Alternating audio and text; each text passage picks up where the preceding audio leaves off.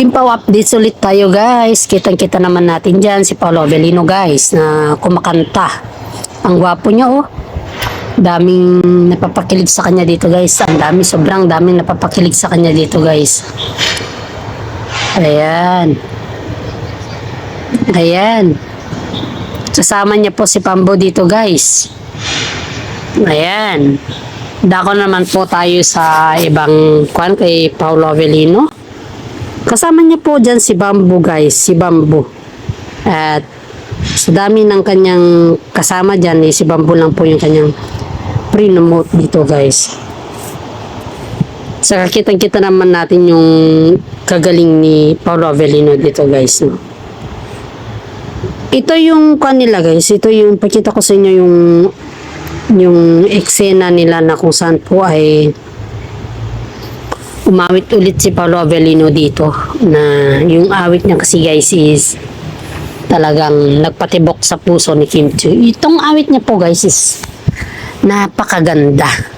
Hindi na po siya sintonado, hindi na po siya nababasa. Tigit sa lahat po ay pinabilib din niya yung kanyang mga netizen, yung kanyang mga fans dito. Yung awit na ito guys is bago po siya umawit dito guys is napansin ng mga ibang netizen guys na may mga actress dito na umaaligid sa kanya. Yung pag-aaligid sa kanya guys is nasabi ata ito kay Kim Chiu ayon dito sa ating legit na sources na parang sinabihan ata si Kim Chiu na may umaaligid kay Paolo Avellino but they need to confirm first. Siyempre mahirap na katambal ito ni Kim Chiu eh. Tingnan mo yung gamit ni Paolo Avellino dito talagang planchado at ang ganda oh. Talagang ayos na ayos, walang kusot. Siyempre, si Kim Chiu lahat po yan. Si Kim Chiu po ang nag-ayos lahat. Pag may mga gamit kasi po, dito natin makikita guys ha. Pag may mga gamit si Paolo Avellino, si Kim Chiu po lahat nag-ayos kung ano yung kanyang sinusuot. Kasi nga, wife to be na po yung tira ni Kim Chiu sa kanya. Dadako naman po tayo sa may ibang kwan ni Paolo Avellino guys. Prinsesa po yung kinanta ni Paolo Avellino dyan. Dadako naman po tayo sa ibang kaganapan kay Paolo Avellino na kung saan po ay ito yung lumipat si Paolo Avellino ng kwan station ata ito. Dako na tayo dito sa kwan guys. Ito si Kim Chiu guys. Oh. Ito yung may kwan siya sa yung Seoul International Award po ang na-receive ni Kim Chiu dito. Magkasama po sila. Ito yung beauty ni Kim Chiu dito guys. Talagang kitang-kita mo yung kagandahan niya no. Ang galing niya. Ang ganda. Sobrang ganda. Ang daming nabibighani dito. Sobrang ganda niya guys. Dalawa lang ata sila ni Catherine nakakuha ng Seoul International Award dito eh. Drama Award eh. Noon kasi si Catherine din pero ngayon si Kim Chiu na po yung pinangaralan. At marami sa kanila po guys ang nagsasabi na mas bagay kay Kim Chiu yung kanyang itsura dyan. Napakaganda at napakagarbo, napakasimple. Pero tingnan mo yung kanyang style sa kanyang buhok is napakaganda. Pati yung kanyang pag-smile guys is talagang kuhang-kuha niya. Talagang chinitang-chinita. Yan po yung sinasabi ni bigatin ka kasi. Pag bigatin ka talaga is sobrang daming mamahanga sa'yo. So guys, punta na naman po tayo sa iba nilang mga gawain. Itong si Kim Chiu na to guys, so halos lahat ng mga Instagram niya is nakikita mo yung kanyang flex niya talaga yung kanyang kaseksihan, kagandahan at yung kanyang bag. Bunny bag. Yan po si Kim Chiu, ang ganda-ganda niya at ang sexy niya. Little bunny bag po yung flex niya. Yan. Ito guys. Dadako na naman po tayo sa Ubo Factory ni Paolo Avellino. Ayan guys, so magkasama po sila dito guys. Kasama niya po yung mga ibang staff. Kita natin dyan guys ha. Ito po yung umawit si Paolo Avellino na yung inawitan niya yung mga ibang staff dito or yung mga candidates na kung saan po ay yung mga kandidata po yung kanyang inawitan ay nagsiselos si Kim Chiu daw ayon dito sa ating legit sources na selos daw si Kim Chiu dito sa kanila. Dahil nga po is kitang-kita naman natin yung kagwapuhan ni Paolo Avellino dito. At hindi lang po kagwapuhan kundi kabaitan niya. Napaka-gentleman ni Paolo Avellino dito guys. Yung paghawak pa lang sa mga kamay ng mga candidates ay talagang kinikilig sila. Pati itong candidates na to is sinalikan pa ni Paolo Avellino ng kanyang kamay is kinikilig. Napapasalamat yung candidates dito dahil kinikilig po sila dito.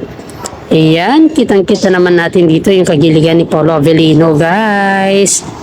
Dadako na naman po tayo sa mga ibang movie. Ibang fan nila, eksena nila, guys. Ito, Binibining Moncayo 2024. Si Paolo Avellino po yung kumanta sa Binibini dito, guys. Siya po yung nagharana sa kanila na kung saan po ay sobrang selos daw ni Kim Chiu. Na kung saan ay wala naman tayong nakikitang selos ni Kim Chiu dito dahil sobrang bait naman ni Kim Chiu sa kanila. At dito natin makikita guys na napaka-gentleman niya. Halos lahat ng mga binibini ay talagang hinaharana ni Paolo Avellino dito. On the spot kasi ito guys eh. Ito yung sinasabi nila na yung boses ni Paolo Avellino guys is sintonado daw. Yung sintonado daw niya is hindi natin maintindihan kung saan naman galing yung pagkasintonado na sinasabi nila. Kaya okay, you're right.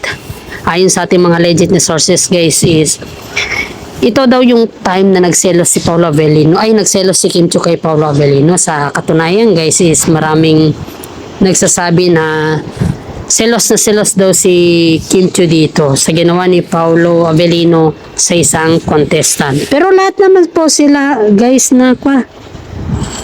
lahat naman po sila dito guys na hinarana ni Paolo Avellino, hindi lamang po yung isang contestant. Kaya dito natin makikita na yung sobrang galing ni Paolo Avellino na kumanta.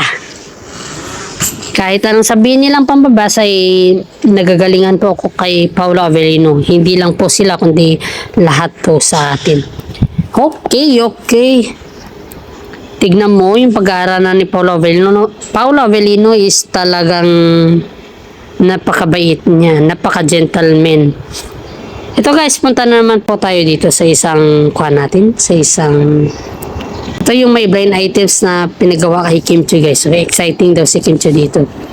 Alam niyo ba yung habang binubuksan ni Kim Chiu ito guys is may blind items yung kanya mga kasama dito. Ito yung sinasabi nila na blind items nila ipatungkol dito kung sino yung nagbigay dyan sa binubuksan ni Kim Chiu. Yan yung regalo guys na binigay ng mga fans niya na guys. So yan yung sabi ni Kim Chiu dito na kinakabahan siya dahil nga po di niya in-expect na bibigyan siya ng mga fans niya ng regalo. Marami kasi dito guys ang nagsasabi na buksan mo na dahil galing yan kay Paolo Avellino. Maraming nagsasabi na ganun guys, pero ang sabi dito guys is hayaan na lang natin na ikaw na lang magbukas dahil mas marami pa pong mga regalo ang makukuha mo dyan, sabi nila. Yan yung surprise na regalo ng isang fans kay Kim Chiu na kung saan is ang politiko po yung nabigay kay Kim Chiu dyan. Ayon yan po sa ating legit na sources guys. Kasi lahat tayo dito guys is gusto natin na magkaroon ng mga legit na sources at ang dami natin na lalaman sa kanila.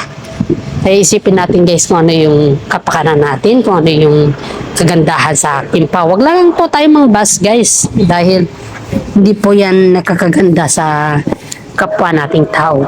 At isipin natin mabuti na lahat ng bagay ay may hangganan guys. Kaya dadako naman po tayo sa ibang issue na kung saan po ay ito yung laro nila. Kim Chiu ito guys sa Showtime. Si Kim Chiu po dito ay sobrang kwela, kasama po niya si Darren Espanto. Alam nyo guys, pag nagbubuli po sa Showtime si Darren Espanto po yung palaging kasama ni Kim Chiu na flash sa TV dahil si Darren po ay alam niya kung saan yung kilitin ni Kim Chiu. O ayan. Ayan yung kitang-kita naman natin, kasama nila yung mga ibang staff dito guys at alam naman natin kung gaano kakwela si Kim Chiu sa lahat ng bagay. Ayan, kitang-kita natin dito guys. So ayan, ang dami nila guys. Isipin natin to na ito ay talagang para sa lahat at hindi lamang para sa lahat kundi para sa ikakabuti ng taong bayan. Yan po, binibigyan po sila ng chance at saka si Ogie Alcacid naman dito, kwelang-kwela din. Panitingin kay Kim Chiu kasi hinahanap talaga, o tinatanong talaga kung ano yung tibok-tibok ng puso ni Kim Chiu kay Paolo Avellino. Kaya, tingnan mo dyan, ang kulitan nila, sobra, kitang-kita mo naman po dyan guys, mga kulitan nila sa isa't isa. At hindi naman po sa kakulitan nila sa isa't isa, kundi yung mga napaka-humble effect nila sa isa't isa guys. Kita mo dyan guys yung gaano sila kakuan guys. So, halos na kuan ka ba? Kumbaga is halos nakikita mo dyan yung kabutihan na galawan nilang dalawa. Si Kim Chiu po kasi guys is napakabait na tao ito. At kahit sinong tao po yung pwede niyang makasalamuhan, okay lang po sa kanya. Kahit sino po yung kanya, okay lang po as long as na may ikuan naman siya. Yan po yung sinasabi natin guys na sobrang bait po ni Kim Chiu. At hindi lamang po yung guys is alam naman natin na kahit anong gawin nilang pambaba sa kanila is patuloy pa rin silang nandyan para sa isa't isa. Kaya kitang-kita naman natin dyan kung ano yung talagang sistema ba. Kitang-kita din natin dyan kung ano yung kanilang galawan sa buhay. At kitang-kita din natin dyan kung ano yung kanilang, kumbaga ba is paano sila gumalaw sa isa't isa sa showbiz. At hanggang dito na lang po ang ating content. Maraming salamat at God bless po sa ating lahat.